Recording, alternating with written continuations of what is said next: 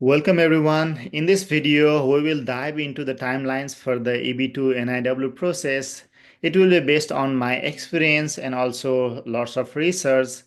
I will share insight to help you understand the key milestone, expected waiting period, and factors that can influence the processing time.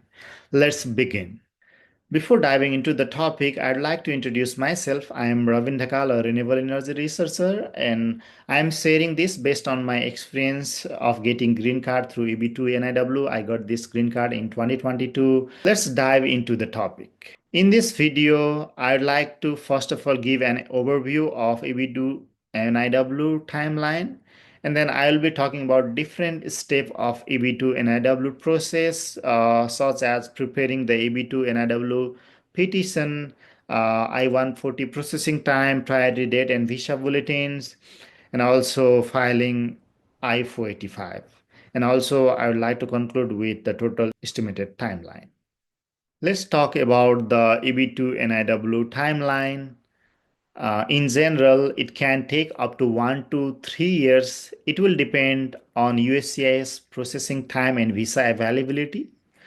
And there are many factors that will influence this. And here are the key steps in the EB2 NIW process, that is preparing the petition and also applying the I-140 form and also processing it to in USCIS, and also priority date and visa bulletin will impact, and also filing I-485. So the first step in preparing EB2 NIW might take 2 to 6 months. For me, it took almost about 6 months because I did file NIW directly with my undergrad degree back from Nepal. So it's also took lots of time in, let's say, evaluating the degree and also providing more evidence that I'm eligible to waive the visa requirement, that is like job offer.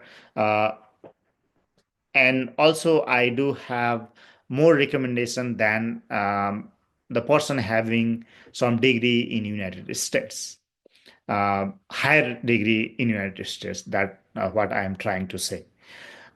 So the key tasks in the preparation process might include the publication, recording different citation, and then explaining how the citation impact your work, and recommendation, obtaining different recommendation letter from your uh, dependent and independent reviewer, and also attorney also might take time to write the petition later.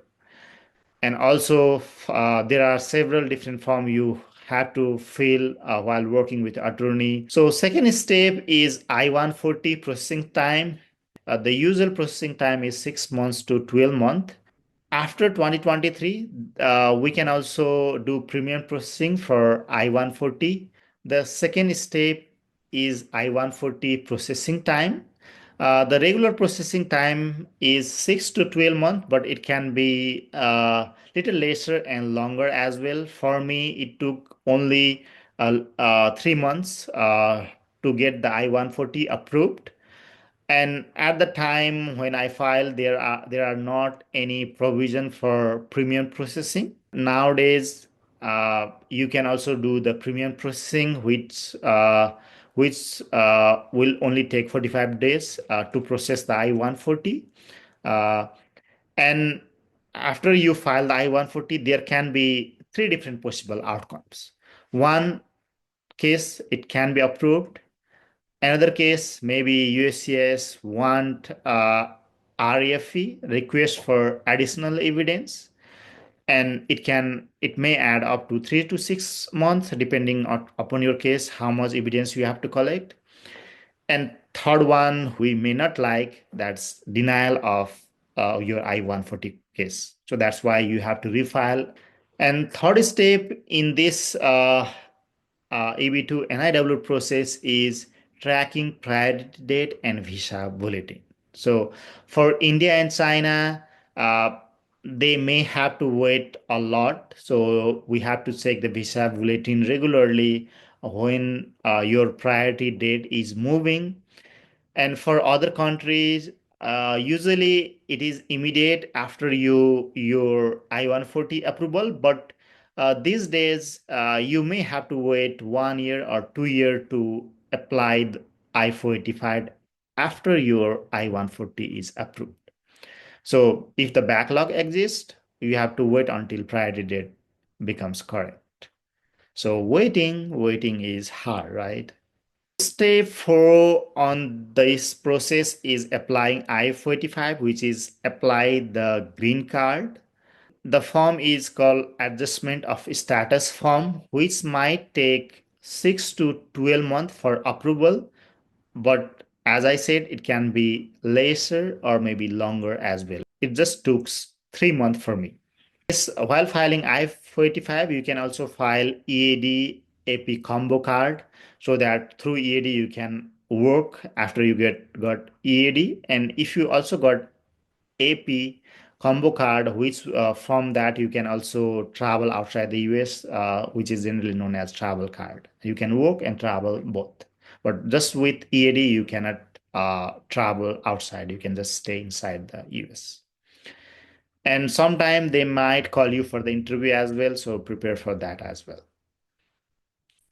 And for the people who are applying this EB2 NIW from outside, uh, so National Visa Center will process that, and your consulate will call you for the interview. So consulate in your home country might call you for interview, which might take 6 to 12 months.